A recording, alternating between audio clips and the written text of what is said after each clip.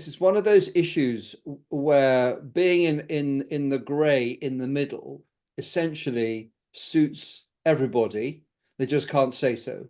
So for many people in Taiwan, they understand the risks of declaring independence, that it would precipitate a Chinese aggression, possibly even invasion, and they don't want a war.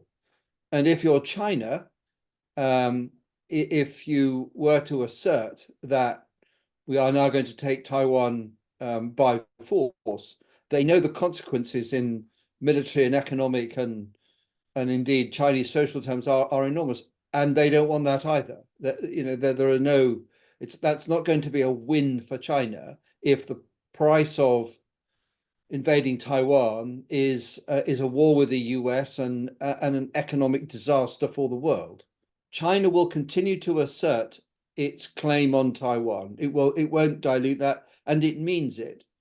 But it understands right now that the price of forcing it would far outweigh any benefits of as it were reacquiring Taiwan. And the West absolutely understands that as well, that the price of standing up for Taiwan economically and militarily would be enormous. And therefore, the middle situation where everyone asserts their claim, but no one at the minute feels provoked to prosecute it, is the best outcome. So we should talk about the military thing. So one of the aspects of a fight for Taiwan is to recognize how the digital age is changing how war is fought.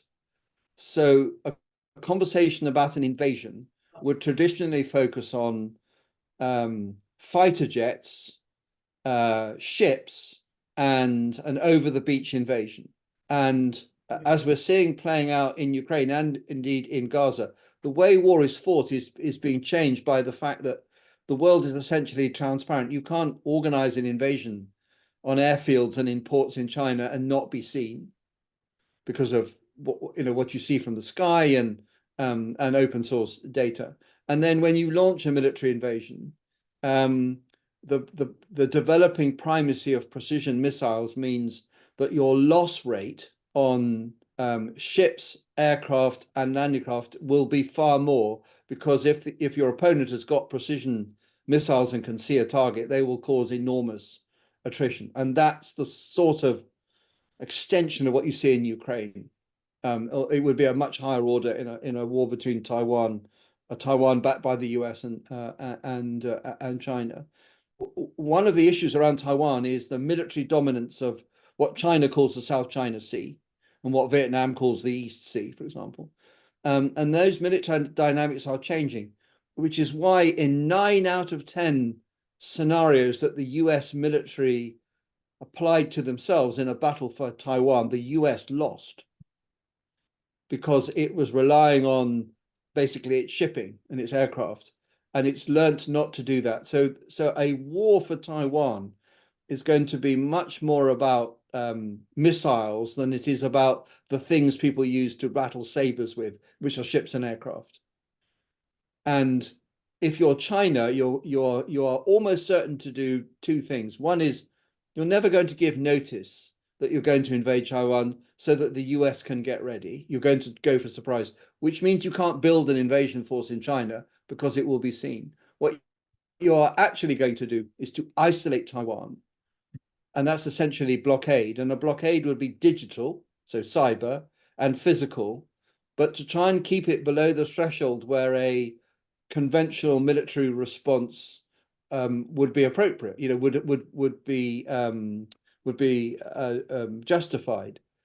And so when people talk about a Chinese invasion of Taiwan, and they still have sort of D-Day 1944 in mind, then that is the least successful way of thinking about how you force Taiwan to reunite with China, for all the reasons I've described. China can also see that a modern Taiwan military would make the cost of assault really high, even if you were successful in the end, and they would be just because they're so much bigger. The costs would be enormous. It wouldn't feel like a success. It would feel like a Pyrrhic victory. But then if you occupy Taiwan by force rather than by consent, 24 million people, you only need a relatively small percentage, well, let's say 1 million, uh, to oppose this, and of course it wouldn't be a surprise. And you have got on the island of Taiwan a massive insurgency, which would be manifest as terrorism and civil disobedience and that kind of thing. And unless you actually want to kill the population of Taiwan in large numbers to deter this, which is possible, but doesn't look like success, then the steady drip of casualties and loss that would come with an occupation by force again would be really hard to sell to anybody, the world or the Chinese people. So reunification only works if it's by consent, and that consent patently does not exist in the numbers that would be decisive. So I think in the next 5 to 10 years, it's really unlikely because there isn't there isn't any clear benefit and there isn't a consensus for it. But we need to recognize we're in a world which is changing significantly with the rise of China. So could there be a time at some point in the future when a significant majority of the population of Taiwan felt that their security and their prosperity were better protected by reunification with China because of the way the world has deteriorated essentially? Then that is possible, but it's not evident. It's absolutely not evident now. So we should not expect the rhetoric to change, but we should not assume that the rhetoric is going to drive action which would have only negative consequences for everybody. That makes no rational sense. But because it makes no rational sense, that doesn't mean that you shouldn't be cautious, because it's possible that the rhetoric, if you overplay the rhetoric of one side, it causes the others to act in a way which, even though they know it's mad, they feel they have no alternative. Because wars can start for really bad reasons, which they just unlock a head of steam, as well as for sort of more logical or rational reasons. And that's the greatest danger over Taiwan, is even though everyone sees it would be catastrophic for the global economy and global security, clumsy rhetoric could push the other side into a corner where they act because they feel they have to respond to their own public opinion, essentially, even though in security and economic terms it's madness.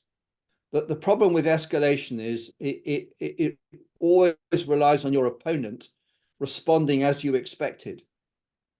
And that's never guaranteed. And one of the issues with the Chinese military is it's huge, it's well equipped, it's very militant, and it's hugely inexperienced. It's not fought anybody, frankly, in the lived experience of any of its leadership.